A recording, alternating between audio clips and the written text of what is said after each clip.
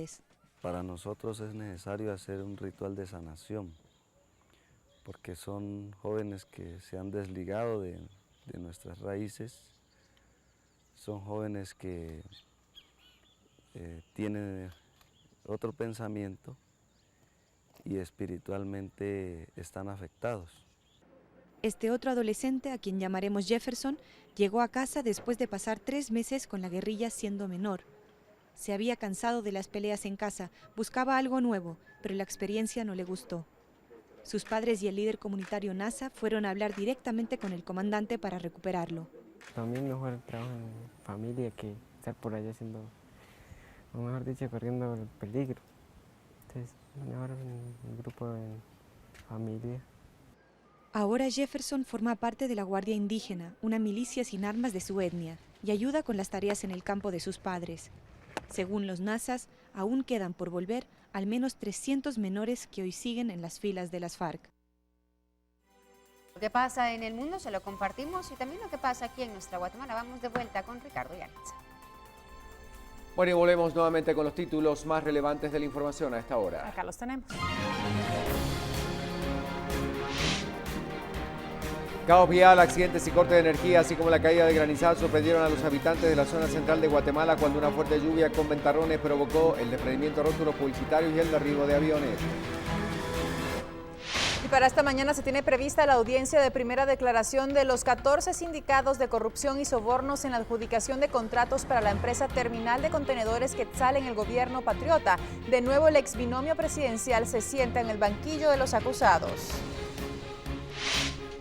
7 personas que resultaron lesionadas en un nuevo accidente de autobús se recuperaron en el Hospital Nacional de Chimaltenango. El piloto de la unidad perdió el control y el vehículo terminó entre maizales en la aldea Chuquel de Patzún, Chimaltenango.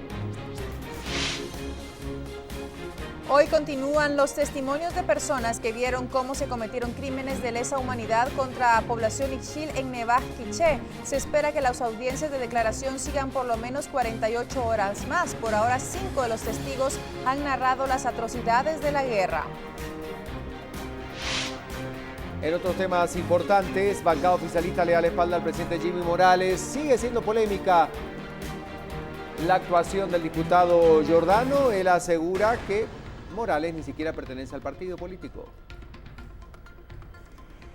Y en noticias del mundo, la demócrata Hillary Clinton y el republicano Donald Trump cada vez más cerca de lograr la victoria definitiva en sus respectivos partidos tras arrasar en elecciones en Nueva York. Ahora viene el turno de California. Y por supuesto que también hablamos de lo ocurrido en Ecuador, donde sigue el movimiento que lamentablemente ha dejado una gran cantidad de víctimas y la situación de riesgo es latente en el país sudamericano. Son los títulos que compartimos como siempre a esta hora, el día 6 con 17 minutos. Y justamente tenemos que seguir hablando de lo que sucede en el mundo. El panorama internacional, Crista.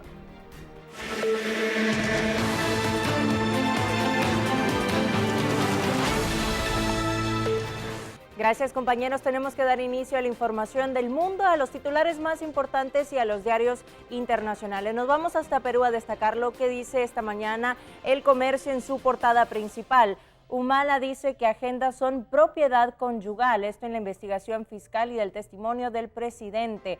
Esto en su portada principal y entre otra información internacional, Keiko afirma que su rival se ha mareado, es lo que dice el titular. Y también otra información de política, PPK pide no votar por una dinastía.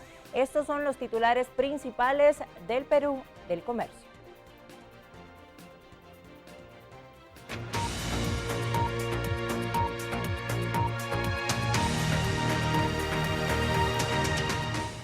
Y también ya iniciamos con la información internacional y lo hacemos revisando los resultados de las elecciones primarias en Estados Unidos. Esta vez tuvieron como escenario el estado de Nueva York. Aquí vamos a destacar las imágenes y hablamos de la ex secretaria de Estado Hillary Clinton, que obtuvo la victoria con un 58.4% de los votos contra un 41.6% de su rival, el senador Bernie Sanders. Esto cuando se contabilizaba más del 72% de los votos escrutados. El estado de Nueva York es el que más delegados atribuye a la Convención Nacional después de California. La gran convención tendrá lugar en junio y también están en juego 291 delegados demócratas en este lugar. Clinton afirmaba que este triunfo era personal. Los neoyorquinos siempre han tenido mi apoyo y siempre he tratado de tener en ellos la confianza. Esto es lo que afirmaba la triunfante candidata y además que la victoria está a la vista.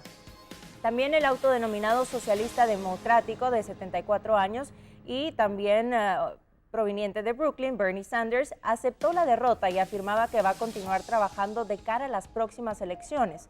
Las primarias neoyorquinas se vieron salpicadas por presuntas irregularidades y 3 horas antes del cierre de la votación, el alcalde Bill de Blasio informaba que había numerosos errores en las listas electorales de Brooklyn. Clinton tiene por ahora 1.900 delegados de 2.383 necesarios para poder alzarse con la victoria definitiva.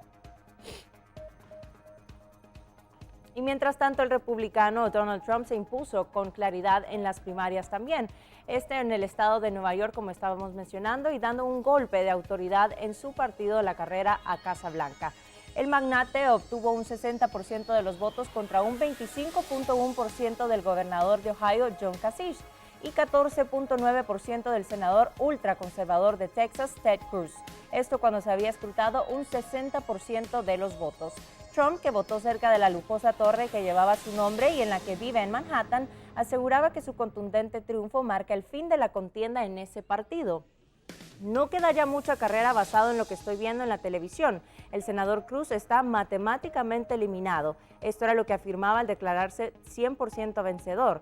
Antes de las primarias de Nueva York, Trump contaba con al menos 750 delegados, unos 200 más que Cruz. Y en esta elección se disputaban al menos 95 delegados. El Partido Republicano, un candidato, precisa 1.237 delegados para asegurarse la nominación en la convención de julio, por lo que Trump está aún lejos de ese número mágico. Y cambiamos de tema y ahora hablamos de Ecuador. A 499 se elevó el número de fallecidos tras el terremoto que sacudía a este lugar el pasado fin de semana. Los rescatistas siguen sacando supervivientes de entre los escombros en Manta, una de las ciudades más golpeadas por el sismo, y como sabemos la tarea es lenta y entre los familiares crece la impotencia, además del cansancio a los voluntarios. Dos nuevos sobrevivientes del potente terremoto que golpeó la costa de Ecuador. 3 días después del sismo, los socorristas trabajan sin descanso para salvar a quienes aún estén vivos debajo de los escombros. Pero la tarea es lenta y entre los familiares crecen la rabia y la impotencia. Muchas personas fueron rescatadas con vida y todavía nosotros tenemos la convicción de que hay personas ahí todavía con vida y ellos están haciendo un rescate demasiado lento. Están perdiendo minutos de vidas valiosas. A mí me dijo un señor del bombero que por Forcio Navarrete ya no insista, ya todo está muerto. A medida que pasan las horas, lo que queda es la esperanza. Que Dios me la mande con vida, porque yo tengo la esperanza y la fe que sí está con vida él. El último balance oficial indica que al menos 480 personas murieron en el sismo, pero 1.700 siguen desaparecidas.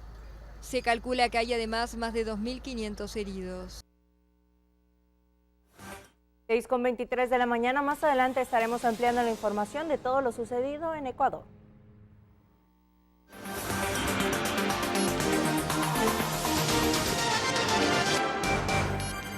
Y vamos a saludar a Flor Calle esta mañana. Flor, bienvenida a BLM Noticias. Desde Guatemala la saludamos para conocer qué pasó. Sabemos que se registró un nuevo movimiento en las últimas horas. Cuéntenos el repaso de los últimos hechos ocurridos allí en Ecuador. La escuchamos. Buen día. Buenos días. ¿Qué tal? Muchas gracias a ustedes por estar pendientes siempre de lo que ocurre paso a paso en Ecuador. En realidad sí hubo una última réplica a las 3:30 de la mañana del día de hoy con una magnitud de 6.2 grados. Que sería una de las más altas réplicas que se han venido dando hasta el momento, que son más de 200. En realidad la situación en Ecuador es crítica, la situación está complicada, con mucha esperanza de que las cosas se puedan dar de la mejor manera.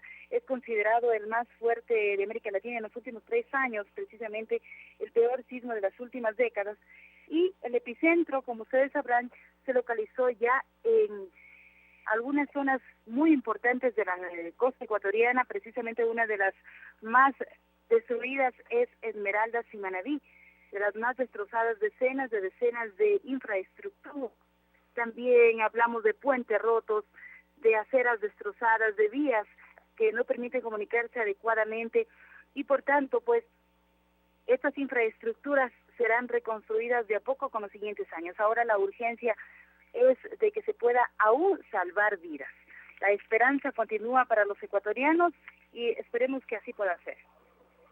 Bueno, ¿cuáles son las principales necesidades? Con el correr de las horas, obviamente, van priorizándose los puntos centrales de las necesidades que hoy la gente tiene. ¿Cómo podríamos entonces contarle a toda la gente que nos está observando? Y le cuento que aquí ya se están organizando desde el día que conocíamos la información, las brigadas de ayuda, por supuesto, para nuestros hermanos. Recortada la comunicación, pero de lo que te pude entender, ¿cuáles son las principales necesidades, verdad, me dices? Así es, Flor. Bien, en realidad las necesidades son muchas. Ahora mismo la mayor urgencia es poder abastecer de vituallas, de alimentación, de comida, de materiales de aseo para la gente, de poder armar carpas provisionales para que ellos puedan refugiarse durante estos días. Esas son las necesidades más urgentes en realidad y lo están haciendo todos los ecuatorianos unidos en un solo puño con la finalidad de poder ayudar de la manera más eficaz a nuestros hermanos. Se ha podido ver una unión extraordinaria en el Ecuador de todas las zonas que no han sido afectadas para apoyarlos. Sin embargo, también hay forma de ayudar desde fuera. El Servicio de Aduanas del Ecuador deja exentos a la Secretaría del pago de impuestos a todas las personas que deseen colaborar desde fuera. Es decir, lo pueden hacer con donativos para la emergencia y se ha planteado que se lo haga como destinatario a la Secretaría de Gestión de Riesgo, con el número de RUC 17 68 14 27 60 001 de Ecuador. Lo voy a repetir por si alguien lo quiere tomar en cuenta. Con el número de RUC 17 68 14 27 6001 de Ecuador, tomando como destinataria la Secretaría de Gestión de Riesgo.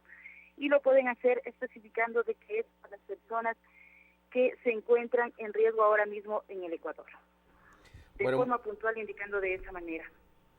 Flor, muchísimas gracias por la información. Nosotros seguimos pendientes, por supuesto, de lo que está ocurriendo en suelo ecuatoriano. Nuestra compañera, colega del Ecuador, Flor Calle, informándonos sobre lo que está ocurriendo en ese lugar. Damos vuelta de página y ahorita nos metemos de lleno para hablar de la actividad deportiva.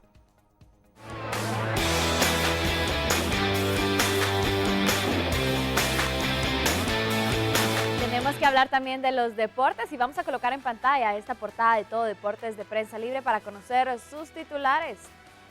Lo tenemos entonces ya en pantalla y dice: guerra psicológica, Luis Enrique, Simeone y Zidane se juegan la liga. El Barça no ha ganado al Deportivo en sus dos últimos juegos y desperdició una ventaja de 2 goles en el empate 2-2 en el Camp Nou. Y vemos también ahí declaraciones de Luis Enrique, técnico del Barça, Diego Simeone, estratega del Atlético, y Zinedine Zidane, entrenador del Real Madrid. Información completa la puede encontrar en Prensa Libre.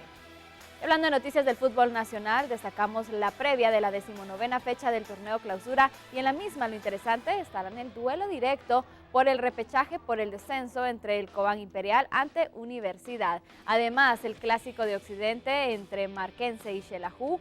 Los cremas recibiendo al campeón Antigua, Petapa también recibe a Municipal, mientras el subcampeón Guastatoya será local ante Mictlán y el líder Suchitepeques ante el sorpresivo Malacateco. Veamos.